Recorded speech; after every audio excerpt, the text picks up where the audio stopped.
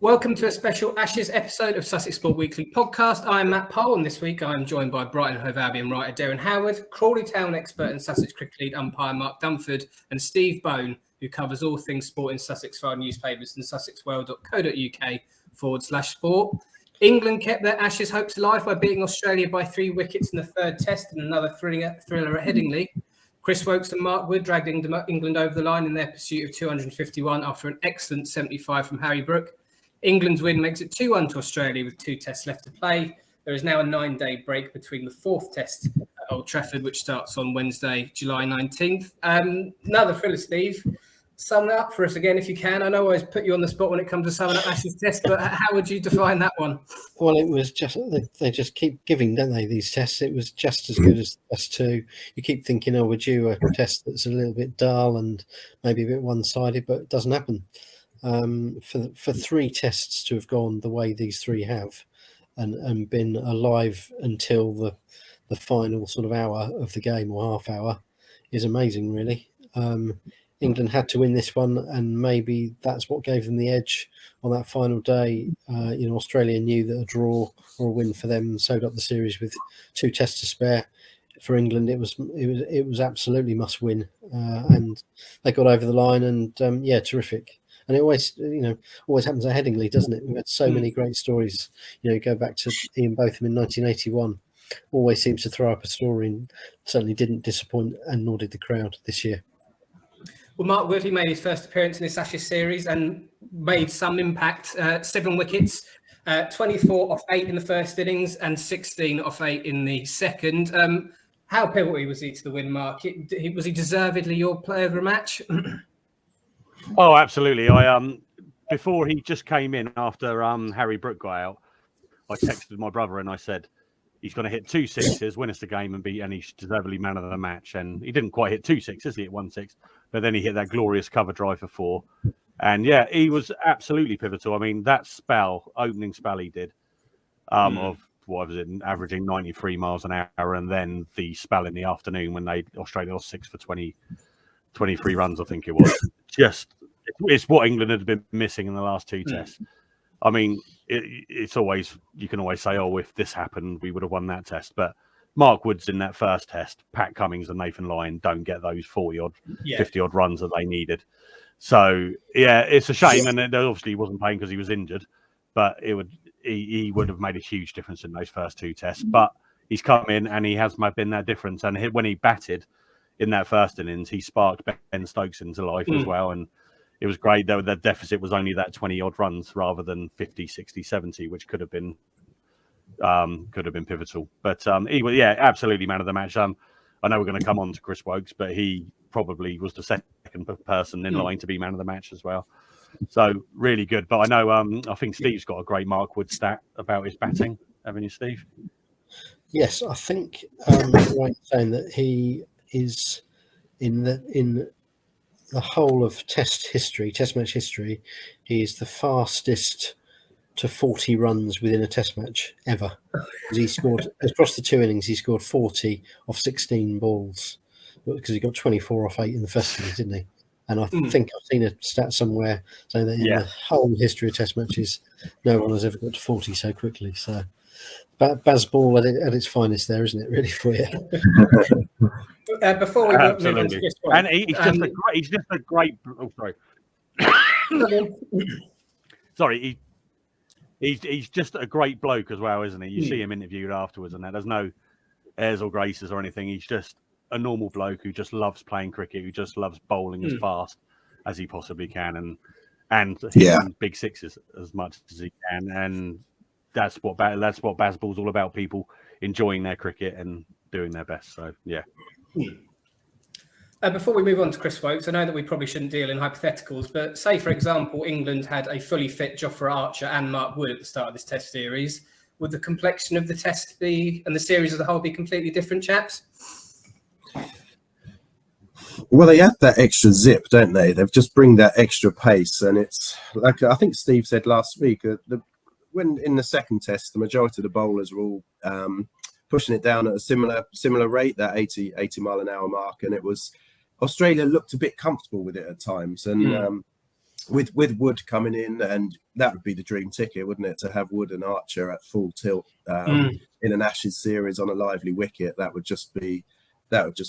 be worth just watching alone, wouldn't it? Going to see that. So, but Archer, yeah, it'd be great to have him fit. Hopefully he will be, and we will see that together at one point. But just to get that extra pace and to get the bowlers into the 90-mile-an-hour mark makes such a big difference. And it had the Aussies rattled, which we haven't quite seen, I don't think, this series. Good fun, wasn't it? Watching them get rattled. Yeah. Another person as well that we haven't mentioned again that I've completely forgotten about is Ben Stokes is knocking the first innings. You think that you've got him and he does something like that. Where will he stand in the list of England's all-time greats? He's I think right up there. He's moving up the list quickly, isn't he? Really, just with every series he plays. You know, before he was captain, and now that he is captain, he just seems to have those innings in him, doesn't he? As we said last time, it's almost like the harder the situation he comes into, the better he bats, which is frustrating in a way because you know at some point it would be nice for him to come in at 200 for 3 and get 100 and help England to a massive total. I'm sure that will happen. Probably has happened at some point. But yeah, he's etching himself into the list of greats if he's not already in it. Yeah, and with Ben as well, obviously, because he had that nightmare final over the World T20 final, Carlos Braithwaite. But since that point, he's won us a World Cup, the One Day International World Cup. He won us the T20 World Cup with both with his innings, and now he's winning his Test matches left, right, and centre with innings and stuff. So, yeah, I mean, I would already have him in top 5 of my top England players of all time. And yeah, he's great, and it just continues. And you just wouldn't put it past him winning the next 2 tests, or having a huge part in winning the next 2 tests. It wouldn't be a surprise to me. Well, he's confident that England can do it, and the reason why we're at this point is thanks to a great performance by Chris Woakes, who's I think has kind of flown under the radar a little bit in terms of the praise. He took 6 wickets and he marshalled the chase in the second innings with a 32. How good was he, Derren? And do you think that people should be giving him a little bit more credit? I know that Mark Wood did incredibly well, but Chris Woakes certainly played his part.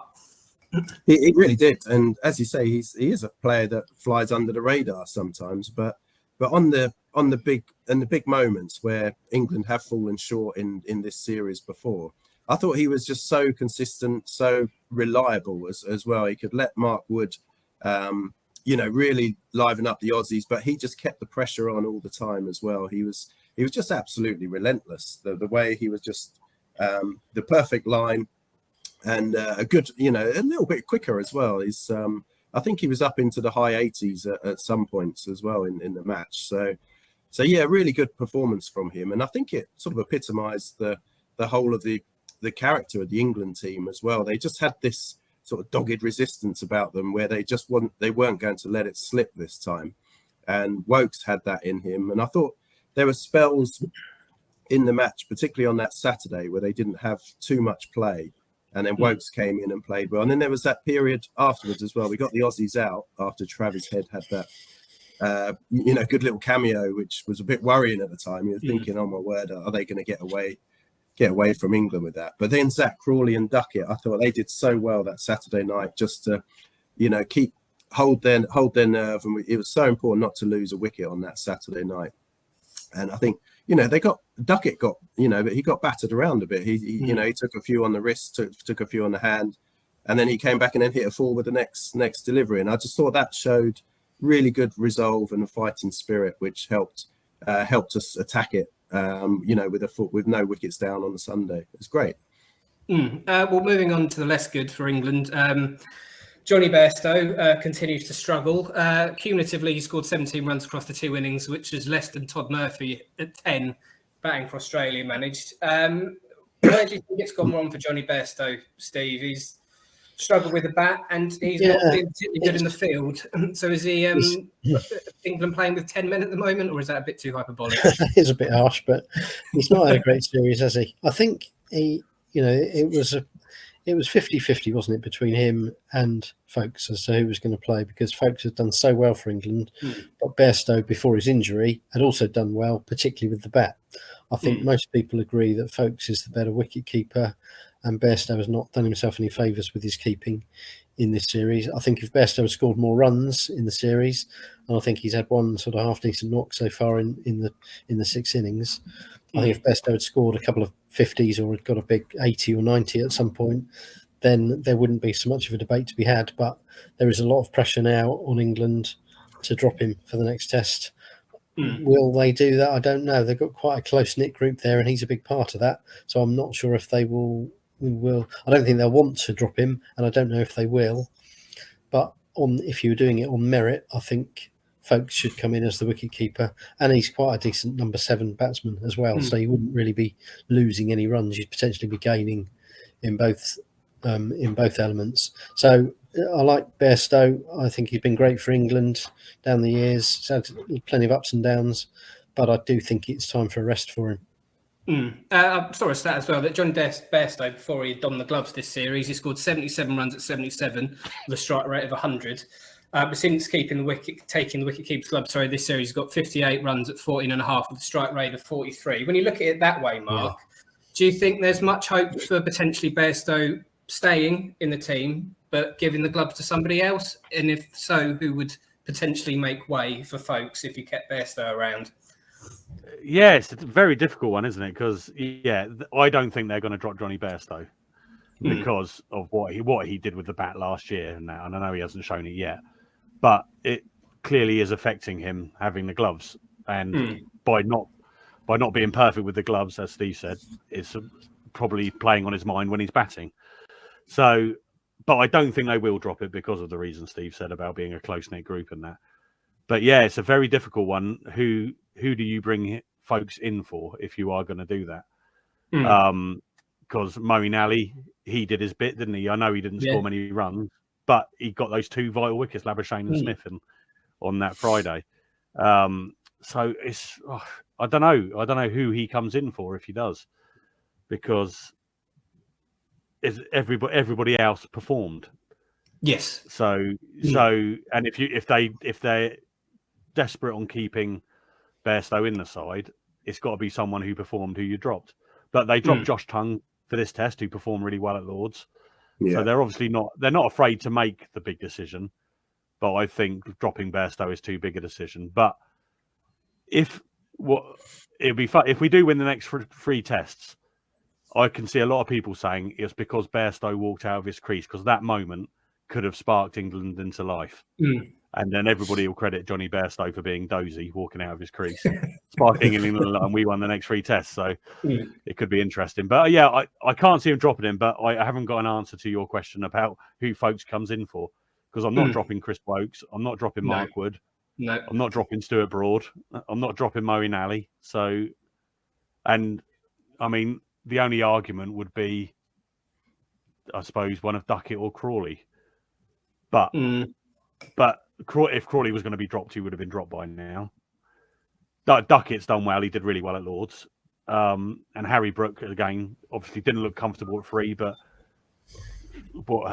played a match-winning innings yesterday. So, yeah, I just don't know. Yeah, it's a very difficult one. I mean, yeah, God, we're coming down that later in the order, aren't we? Talking about what changes to be made for the next test. I don't know.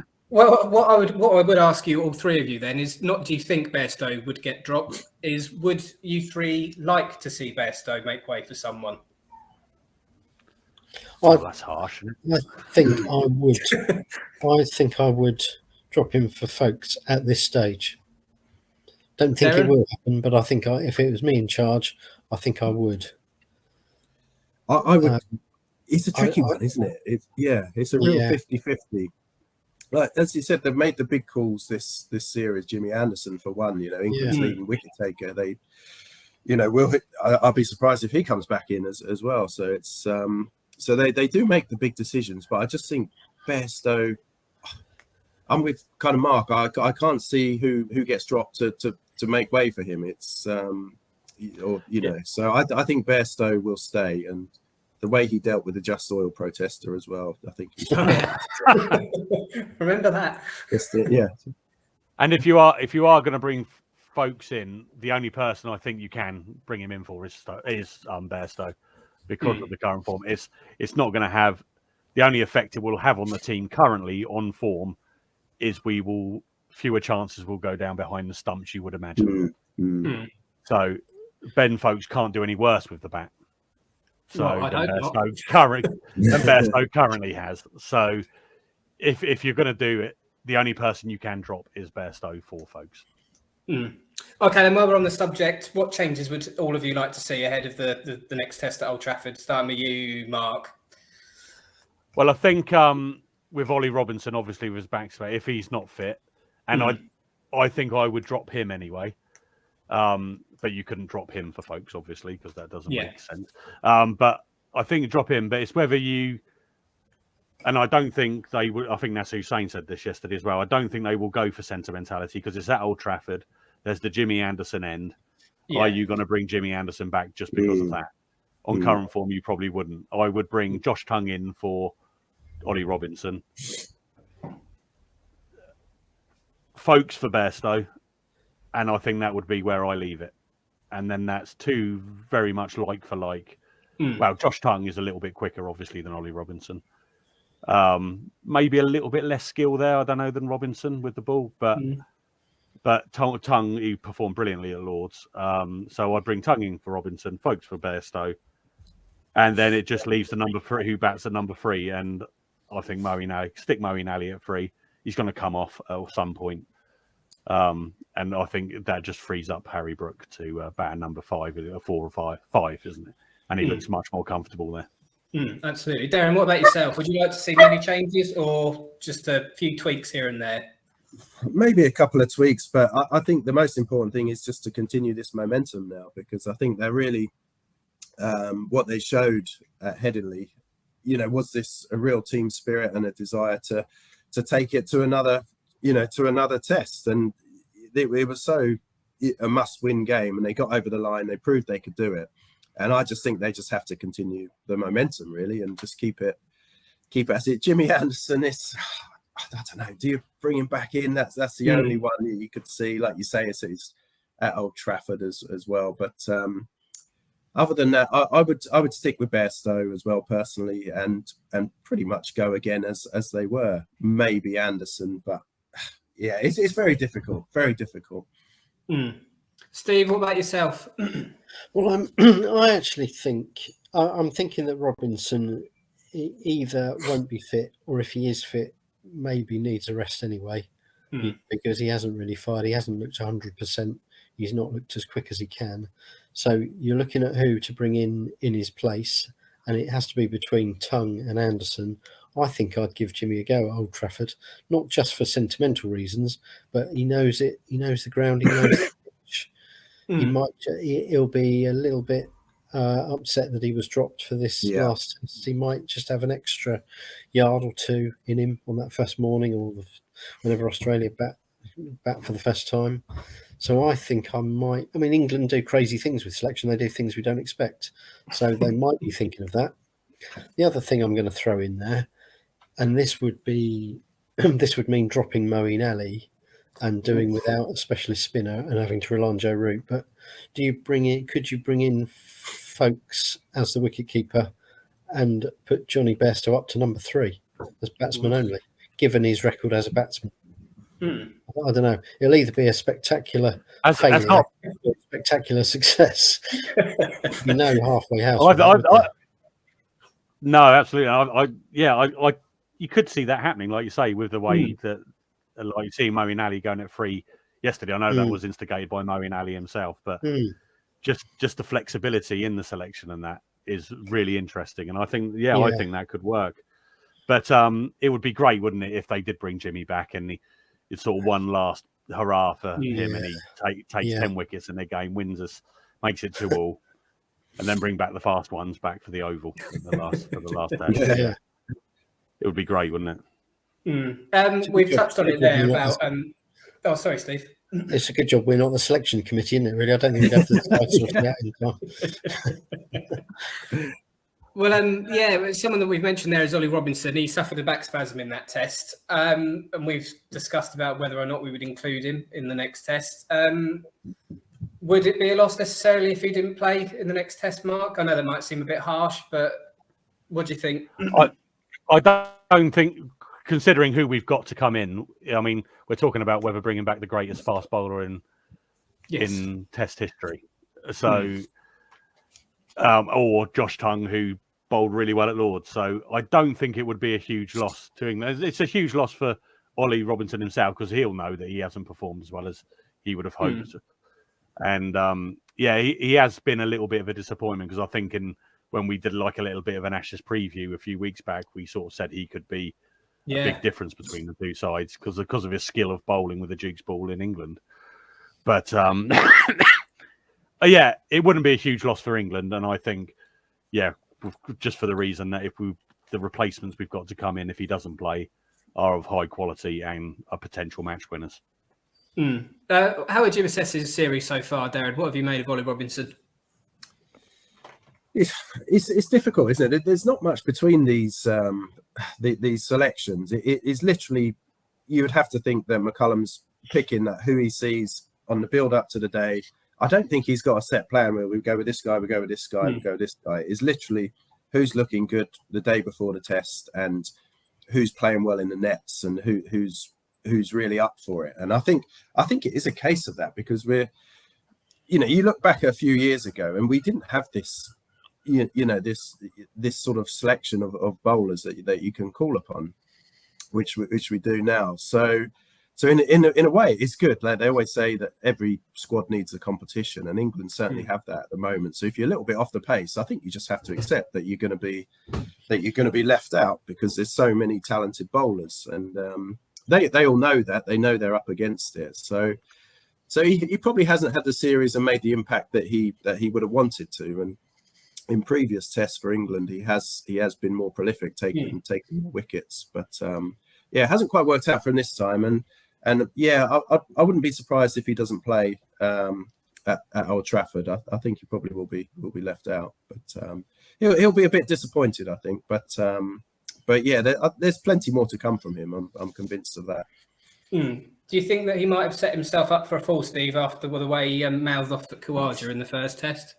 The Australians will certainly think so, and they kind of loved that because they used that as something against him.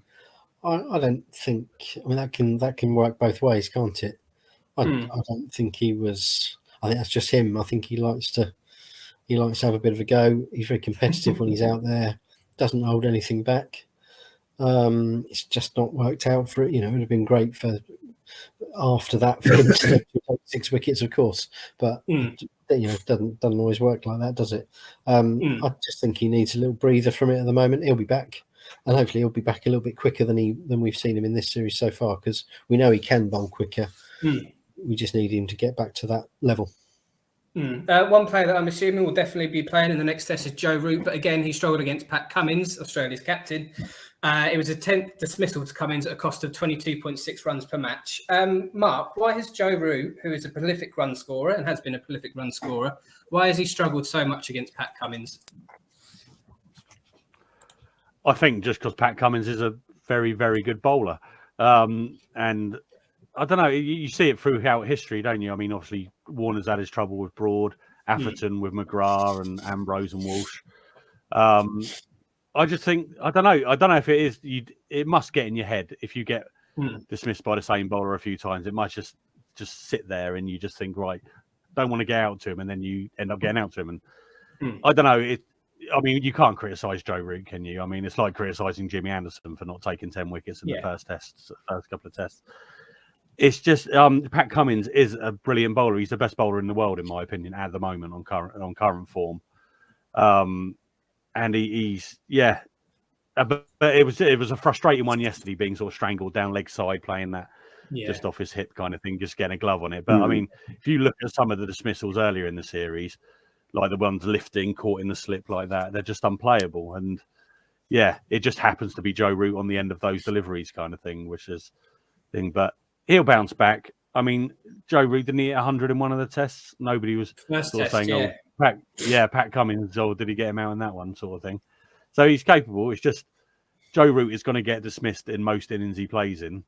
I mean, it just happens Pat Cummins is the guy that's getting him. But I know that was delightfully insightful, but I just think I just think Pat Cummins is a really, really good bowler, and yeah, Joe Root has just been unlucky to be at that end when he's been bowling some very good deliveries.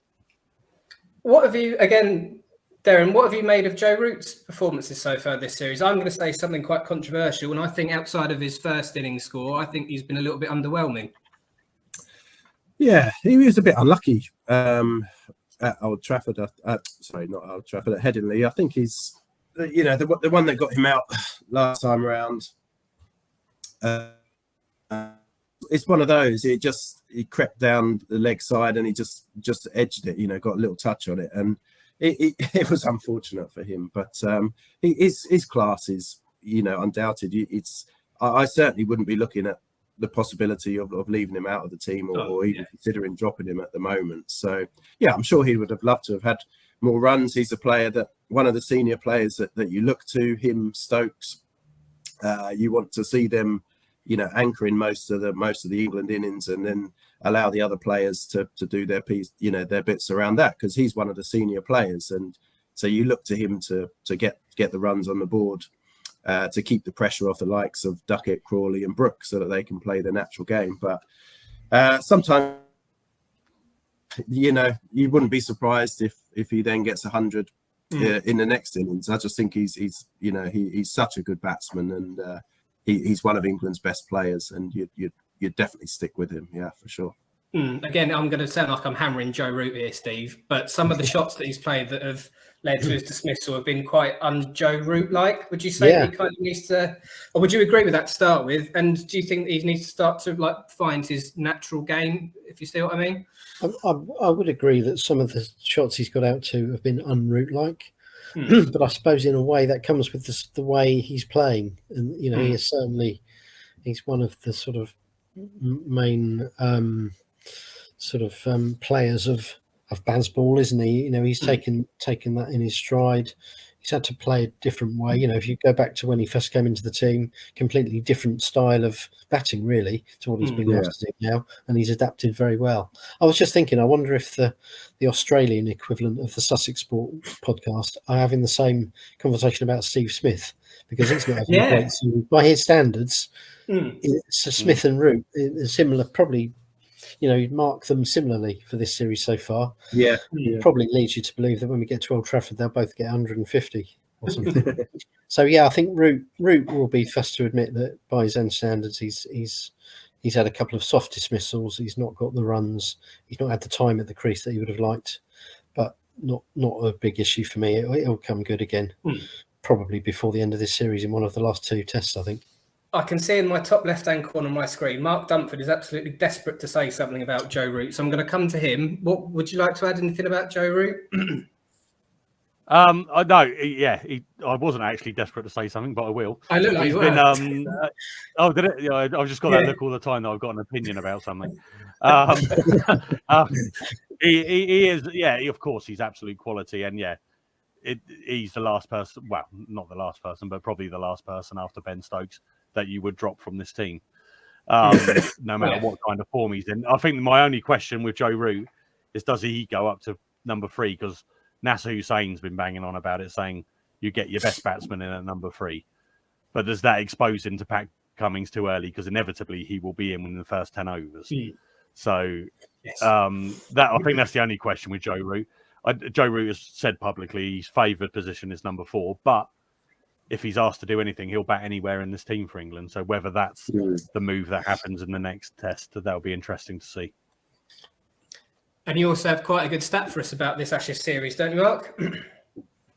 I do. Yes, it's we all know it's been incredibly close. But this was I can't take full credit for the stats. Henry Moran from the BBC. So Australia are currently 1,850 for 58. And England are currently 1,809 for 55. So after 943.4 overs, there are just 41 runs between the two sides, which just shows how incredibly close this is. I mean, in another dimension, England could be 3-0 up now, couldn't they? Yeah. Or they could be 3-0 down, or they could be 2-1 up, or it's just sensational stuff. I mean, I remember the 2005 Ashes. I know every time it's on Sky or whatever they're showing one of the tests, I sit and watch it because I just remember what it was being like. I remember going into a pub at lunchtime in Crawley, and this sounds ridiculous and it sounds wrong given the age we're living in, but there was a table full of women stood behind me, and they said, "Excuse me, can you sit down? We're watching the cricket." And at that time, I had never experienced anything like that. And we're going to come on to the women's Ashes in a minute as well, because that's amazing at the moment as well. But it was just, and it's just capturing everybody again, because there's been years where England have been a bit rubbish in the Ashes. We've been 4-0 down or whatever, and again, and you're just like, oh, but this is just capturing everything. And it's, it's so close. It's great. I love it. Yeah, absolutely. Is this the closest Ashes Test series that both of you can remember, Derren and Steve? It's just been brilliant. I've really enjoyed watching it. I wish it was all on terrestrial TV. To be honest, they do a good highlights package on the BBC as well. But it's that would be the only thing which you think could help capture, the whole of the nation, the England against the Aussies at the Ashes. I think personally it should all be on terrestrial TV, these Ashes tests, but similar to when England play in the big tournaments in the football, that would certainly help grow the game and increase the exposure and really highlight what a brilliant format of the game Test cricket still is. In the world where you've got the 100, 2020. The Test cricket, you just can't beat it for entertainment and excitement. I know it sounds weird to some people to say, well, how can it last 5 days and still be? But every little session has had something riding on it, and it's just been so great to watch. So yeah, it's been close. It's been exciting, and I'm really looking forward to the final 2 tests as well. Steve? Yeah, I think if England win the next test and we go to the Oval at 2-2 and the Oval is a decider, then I think it will be in with the chance of being the best Ashes series ever, or whatever you want to call it. I still think we're not there yet, though. For me, 2005 is still ahead of now and all the other series I've watched because of what happened, from start to finish and how it finished, particularly for England. So obviously, we're not being pessimistic here, but we're still in with it. We could still lose 4-1, or we could still be going to the Oval with the series gone. So I don't think we should get ahead of ourselves. But if England can win at Old Trafford, how much anticipation is there then going to be for the Oval? It's going to be amazing, really. And that game at the Oval will be too much. I won't be able to watch or listen, I don't think. So I don't think we can say that yet, but a couple of weeks' time, maybe we can. Derren mentioned 100 there. I'm assuming we won't be doing special 100 editions of the Sussex Sport podcast when it's up and running. I love the 100. I love it. No, we won't be doing podcast. Yeah. Don't get me started. Right. Anyway, moving swiftly on. You mentioned the women's Ashes there, Mark. It's been brilliant, isn't it? Absolutely brilliant. I think England's inflicted a first series defeat on Australia for the first time in quite a while, didn't they, over the weekend? Yeah, it was the first time they'd beaten Australia in a T20 series since 2017. So it was great. My wife and son were both there. I was down in Bognor umpiring, so I couldn't go. But yes, it was a great game, great performance. Danny White again. She was instrumental in the second game of the series at the Oval. She got 70 odd in that game, and then she got a quick fire start, and then it was Alice Capsey smashing 46 off very few balls, including 2 massive sixes. But it was great just to see Lords. It was a record crowd at Lords for a women's game, 21,700 there. My wife said every single one of those was at St John Wood Station when she was trying to get home afterwards as well. So it was a late night for that. But it's all, they're in the same position as the men. They've got to win every game to win the Ashes. And it's absolutely fantastic. I was at the test match, the 4th day of the test match at Trent Bridge, and it was a great day's test cricket, and the atmosphere was fantastic. And I mean, I've watched women's cricket for quite a long time now, and it has come on so much. And it is, I'm not saying anything new. It is fantastic to watch the fielding, batting. I mean, they still do seem to bring the boundaries in quite a bit for them, and They just don't need to. If you see Nat Sither-Brunt and Danny Wyatt, Sophia Dunkley, Heather Knight, they all smash it for bloody miles. And you just think, why do they still have to bring those in, kind of thing? But it's great. It's fantastic. And so we've got 3 more games left, just Bristol, Southampton and Taunton, I think, and they're all sellouts, and it's just going to be amazing. And if England win the next one, you can see Australia without Meg Lanning.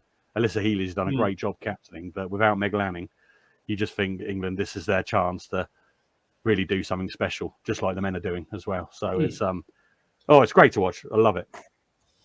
I'm hoping the Lord's crowd was much more behaved than they were in the last time when the men were there, Mark. I believe they were, although my son was singing a lot of ABBA at the top of his voice when they were singing songs. Apparently, I've seen some shocking videos. I hope he's banned from the long room. So yeah, brilliant stuff. So yeah, as mentioned at the top of the podcast, the 4th test starts on July the 19th. Let's get your predictions. How do you see it going? Start with you, Derren. How do you see it all playing out? Yeah, I think the momentum will carry forward. I just want to see it go to the final tests now. I think even some Australians would they wouldn't admit it, but I'd love to see it to go to the final test. Exciting. So yeah, I just hope England can carry on as they have done. It's been really close, and let's hope they can get the extra win at Old Trafford and push it to the fifth test. Steve, how do you see it playing out? I'm going for an England win at Old Trafford. I'm going back to 2005 when we were talking about. I remember England went to Old Trafford immediately after the famous Edgbaston win, and there was massive crowds there. You couldn't get a ticket. England didn't quite win. They very nearly bowled Australia out on the last day to win. And I think the last pair, McGrath and Lee, possibly held on for the last 10 overs. But it was frenetic stuff. So hopefully similar sort of standard of cricket, similar excitement, but with a different result this time, England winning. Mark, finally, how do you see it going? What I remember about that test as well, where Steve's talked about, is how much the Australians celebrated that draw as well. Yes. And I remember England all noticed that. And I think Michael Vaughan, because he was captain at the time, mentioned it, saying when you see the Australians celebrate a draw, you know you're on top, kind of thing. So, yeah, they'll certainly be celebrating a draw this time if they can get it, the Australians. But I think, England to win, absolutely. And and Derren saying some Australians might want it. I saw Gideon Haigh, the Australian journalist, yesterday. He wanted to go to the 5th test because it will just be incredible theatre, won't it? At the Oval. So, England to win, absolutely. And part of me wants Jimmy Anderson to play and obviously be the match winner in the game, take 10 wickets, and that will be his great hurrah sort of thing. But I think we've got the momentum again now, and smell a little bit of blood. And we didn't talk about it, but the Todd Murphy Nathan Lyon thing, I think that's interesting, and that could be key as well. I think there is a weakness there, and I think the Pat Cummins showed he hasn't got as much confidence in Murphy, obviously, as he had in Lyon. So I think that's where England can smell a little bit of blood, maybe. Is that why do you think there was a reluctance to use him? Because Cummins just possibly thought there's a bit of I mean, in that run, there wasn't enough runs probably to give him a long spell in that second innings, knowing how quickly England score. And Harry Brook showed when he did come on that Harry Brook was just going to take him apart if he won. He had all the time in the world against him, and he picked length so beautifully with a couple of the cuts he played off Murphy and that. I think, I just think England will, if they see Todd Murphy in the side on next week, I think they'll be like, right, here we go. That's where we can get inroads. Well, we will see. Well, it's all set up for another exciting test match. Thank you for joining us, chaps, for this very special episode. We'll be back probably at the end of the 4th test to discuss hopefully an innings win for England. But you can catch up with all the latest sports news covering everything we've talked about, including everything from Sussex Cricket Club at sussexworld.co.uk/sport. Thank you very much for listening, and we'll see you all in the next episode.